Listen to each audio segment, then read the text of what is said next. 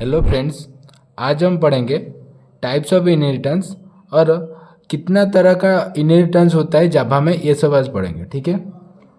हम पिछले क्लास में पढ़े थे कि जावा में नहीं, टोटल इनहेरिटेंस 5 तरह का होता है, ठीक है। Single inheritance, multi level inheritance, hierarchical inheritance, multiple inheritance and hybrid inheritance. इनके बारे में हम अच्छे से पढ़े थे पिछले क्लास में। अगर आप लोग नहीं समझे हो तो जाओ, समझ के आओ, पढ़ो, उसके बाद देखो, ठीक है। आज हम पढ़ेंगे जावा में 3 तरह का इनहेरिटेंस होता है, ठीक है। जावा में कितना तरह का इनहेरिटेंस होता है? 3 तरह का। तो क्या क्या हो गया? Single inheritance, multi level inheritance और हायरार्किकल इनहेरिटेंस। और पिछले तो ये जो मल्टीपल इनहेरिटेंस, हाइब्रिड इनहेरिटेंस, ये जावा पे नहीं होता है क्योंकि due to the ambiguity error, ठीक है, ये सब नहीं होता है, ठीक है। एम्बिग्यूटी एरर क्या है हम आगे पढ़ेंगे, ठीक है। पहले हम पढ़ते हैं सिंगल इनहेरिटेंस, ठीक है। सिंगल इनहेरिटेंस में क्या होता है? एक ही क्लास, पेरेंट क्लास कितना होगा? पेरेंट क्लास एक होगा और चाइल्ड क्लास भी एक होगा, ठीक है। सिंगल इनहेरिटेंस मतलब बी सिर्फ एक ही पेरेंट को इनहेरिट करता है, ठीक है। इसको हम बोलते हैं सिंगल इनहेरिटेंस। एग्जाम्पल देखो, क्लास ए और क्लास बी, 2 क्लास ले लिए हम। क्लास ए को लिए, क्लास ए में एक सू का एक मेथड बनाए और सू ए, ठीक है, जिसमें हम system dot out dot println, ये मैं शर्ट में लिख दिया हूँ कि, और उसमें लिखा है कि ए क्लास मेथड ये प्रिंट करेगा। जब हम इसको कॉल करेंगे तो ये प्रिंट होगा, ठीक है।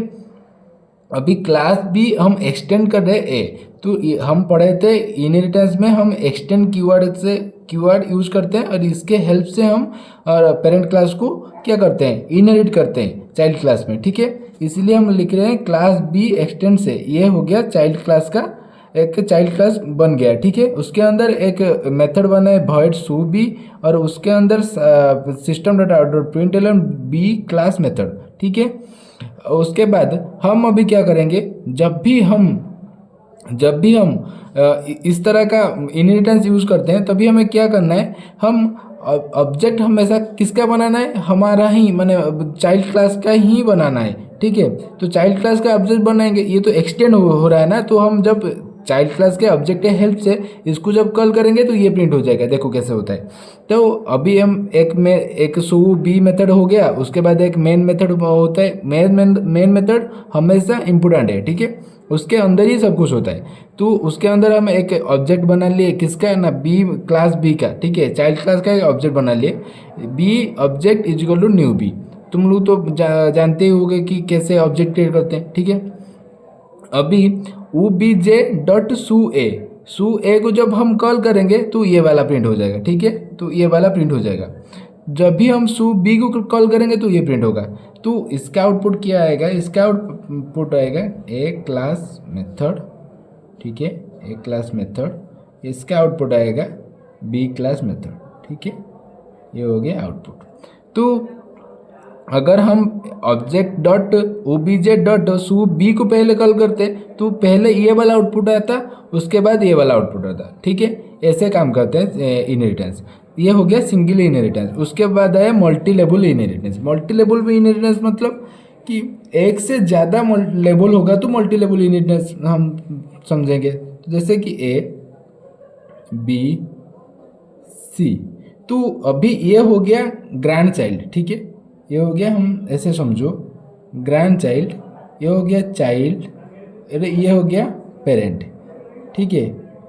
पेरेंट अपना जीन बी को देगा और ए अपना जीन बी को देगा, बी अपना जीन किसको देगा? सी को देगा। तो ये हो गया, इसको हम बोलते हैं मल्टी लेवल इनहेरिटेंस। इसमें क्या होता है? तो पेरेंट क्लास का जो भी होगा, पेरेंट क्लास का जो भी मेथड होगा वो इनहेरिट करेगा चाइल्ड क्लास, और चाइल्ड क्लास का जो भी मेथड होगा वो इनहेरिट करेगा कौन? सी और ग्रैंड चाइल्ड, ऐसे समझ लो, ठीक है। इसको लगा पेरेंट क्लास, ये चाइल्ड क्लास, ठीक है, ये ग्रैंड चाइल्ड क्लास, ऐसे समझ लो, ठीक है। और भी हो सकता है, और भी लंबा ग्रैंड चाइल्ड ऐसे भी जा सकते हैं, ठीक है। और हम इसको कैसे लिखते हैं, एक इसमें दो से ज़्यादा क्लास होगा, ठीक है। जैसे कि यहाँ पर एक ले लो, क्लास ए हम ले लिए, क्लास बी ले ले, क्लास बी किसको एक्सटेंड करेगा, क्लास बी एक्सटेंड करेगा ए को, ठीक है।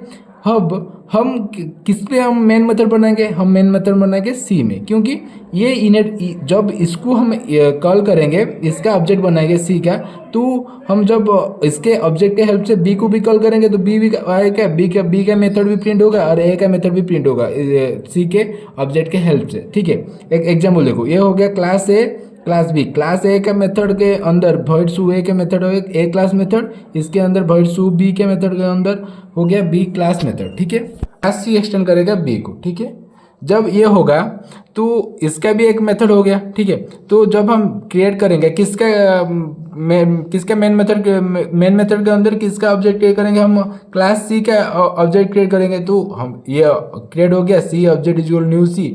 जब हम ऑब्जेक्ट डॉट सू ए को कॉल करेंगे तो प्रिंट क्या होगा, तो ए क्लास मेथड, ठीक है, ए क्लास मेथड। तो बी को कॉल करेंगे तो बी क्लास मेथड, ठीक है, ऐसे प्रिंट होगा सी क्लास मेथड ऐसे, ठीक है।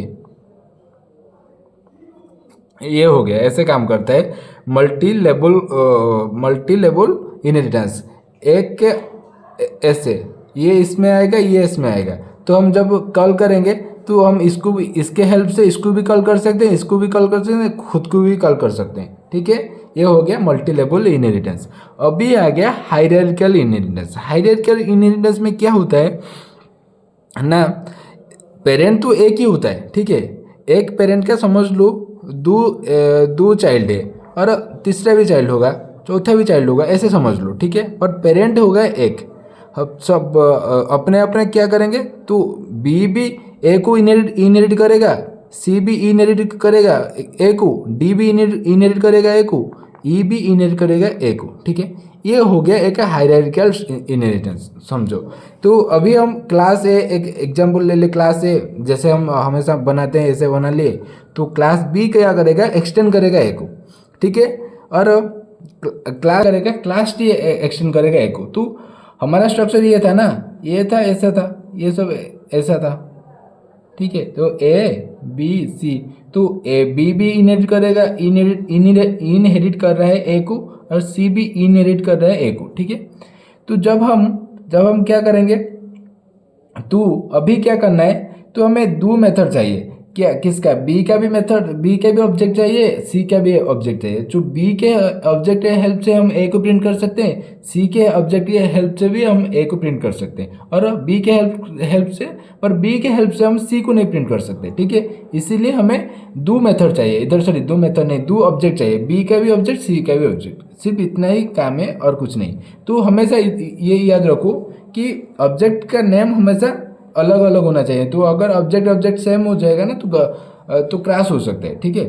ये हो गया हायरार्किकल इनहेरिटेंस। तो अभी मैं बोला था कि जब पहला क्लास स्टार्ट किया तो हम बोले थे कि मल्टीपल इनहेरिटेंस और हाइब्रिड इनहेरिटेंस तो क्या होता है, तो जावा में नहीं है, क्योंकि due to the ambiguity error. Ambiguity error क्या है, तो it means if two method with same name, अगर दो मेथड है सेम नेम का, ओके, प्रेजेंट है इन डिफरेंट क्लास के अंदर प्रेजेंट है, तो if you try to inherit it in child class then it does not support. यदि अगर हम उनको इनहेरिट करेंगे, ठीक है, चाइल्ड क्लास के अंदर, ये क्या करेगा, ये सपोर्ट नहीं करते, ठीक है। इसको हम बोलते हैं एम्बिग्यूटी एरर।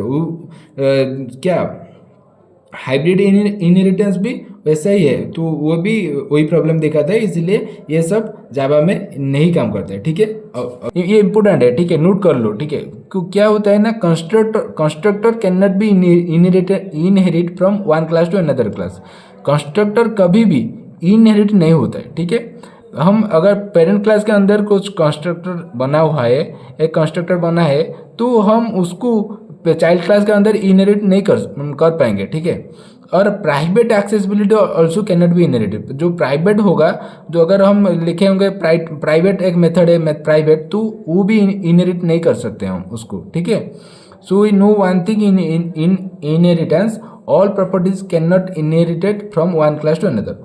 सबके सब प्रॉपर्टी इनहेरिट नहीं होता है, ठीक है। जैसे कि एक हो गया कंस्ट्रक्टर, एक हो गया प्राइवेट एक्सेसिबिलिटी मेंबर, ओके, ऐसे कुछ। ठीक है, आज के लिए इतना ही। Thank you.